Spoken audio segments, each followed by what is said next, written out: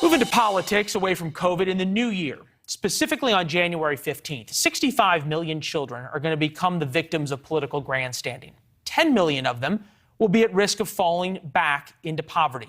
Their parents are going to no longer get a check that for the past 2 years has been helping provide basic necessities. Monthly checks amount to $3,600 per kid per year for a kid under 6, $3,000 per kid for every kid over 6. A check that, if made permanent, would reduce child poverty by a whopping 40%. But the Treasury Department will not be writing any more child tax credit checks. So people who are planning on that money for their January budget aren't going to get it. The checks were tied to Biden's Build Back Better bill. And as you know, that's basically been shot down by the man you see right there, Joe Manchin. So without congressional action, the widely popular program is going to end and American children are going to suffer. There is, however, this window of opportunity for Democrats to get a win here. Congress is scheduled to return to on January 10th. That gives them 5 days to make the child tax credit permanent before an impact is felt. And it would give Democrats a much-needed win, something to hang their hat on ahead of what will be a tough midterm election season. To see if that is possible, we bring in Phil Wegman, White House correspondent for RealClearPolitics.com. Phil, we were sort of kicking this around in our meeting of, is there anything that Democrats can pivot to? This is the only thing that we have come up with. Do you have anything else on the list?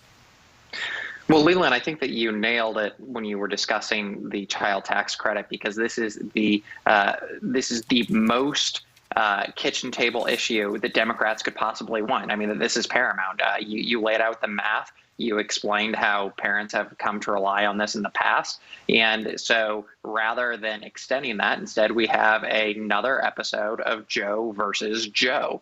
The difference here, though, is that rather than dealing with the huge grab bag that was Build Back Better, instead we're having a conversation about a particular program that is already bipartisan. It's already wildly popular with the American public. The question is whether or not Manchin and Biden, along with the rest of the Democratic Party, can set aside their differences, whether or not they can come to some sort of compromise. Manchin wants this to be means tested. We'll have to see whether or not the rest of the Democratic Party can get on board with that as a compromise.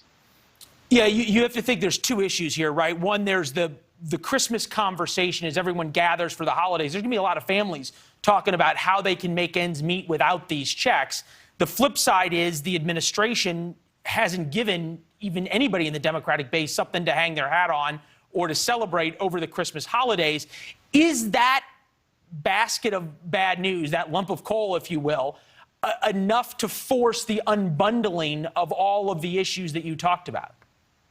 It could be. I think that what you hear from the White House is that popular policy leads to popular politicians. And granted, the infrastructure package was just, a couple months ago, but we haven't seen President Biden experience an upswing in his poll numbers. I think that if you are a moderate Democrat right now, you are worried about whether or not you want to go out on a limb for Build Back Better. And so you're looking for something that's more targeted, something that's smaller, something that you can go to voters ahead of 2022 with and perhaps stop the bleeding. This would potentially be something that could work. But we've already seen House Speaker Pelosi say that she's not willing to give up everything that was in Build Back Better. So over the holiday season, there have been plenty of discussions between all of the actors, but they've got to come up with something because their other legislative achievement, the infrastructure package, that's just not getting it done for them. People aren't talking about roads and bridges over the holiday season. They're talking about, their bottom line. And as you laid out, a few moments ago, the child tax credit has an immediate effect on that. Yeah, and certainly it's a lot easier of an anvil to hang or an anchor to hang around the Republicans' neck if they vote against it. Voting against Build Back Better is a sort of amorphous thing. Voting against child tax credits is something you could even put moderate Republicans on the spot for in 2022. The other thing people are going to be talking about is how much everything in the kitchen that they're cooking costs. I can't tell you. No, you're not in the kitchen. It sort of look like an oven behind you. But so wherever anybody is, they're talking about how much the food costs. Elizabeth Warren, probably the timing is not a coincidence, is now accusing supermarket chain executives of profiting from inflation. This was out of the Hill. Giant grocery store chains force high food prices onto American families while rewarding executives and investors with lavish bonuses and stock buybacks. I'm demanding they answer for putting corporate profits over consumers and workers during the pandemic. Is this a opening salvo for 2024 or a cry for relevancy? I'm not certain what this is going to end up being. I think that a lot of people recognize that when it comes to grocery stores, there's increased demand, and some of these grocers are trying to recoup losses that they experienced during the pandemic. I'm not certain Elizabeth Warren sort of stalking the aisles of Kroger's or Publix looking for, 2 or 3 cent increases here or there is actually what's going to get the public to think about, what's actually causing inflation. Because while Warren is making that liberal populist argument about how some of these businesses are soaking consumers, Republicans can just take a step back and say, no. It's not the private sector. It's not the oil and gas industry that you've already blamed, or meat producers that you've already also blamed, or grocers. No, it's the fact that on COVID, this administration has spent more adjusted for inflation than we did during the Second World War and to rebuild Europe. That's the two kind of messages that I think that would be employed here. And look, inflation is already confusing enough. I'm not sure that this is going to be the way to win that argument.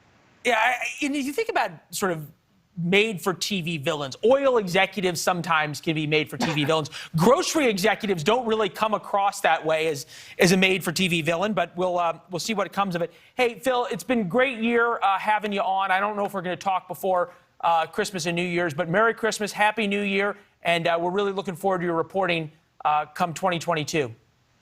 Hey, thank you, sir. You too. Merry Christmas. There's going to be a lot to talk about. Thanks for watching. Click the red subscribe button below so you can get more of NewsNation's fact-driven, unbiased coverage.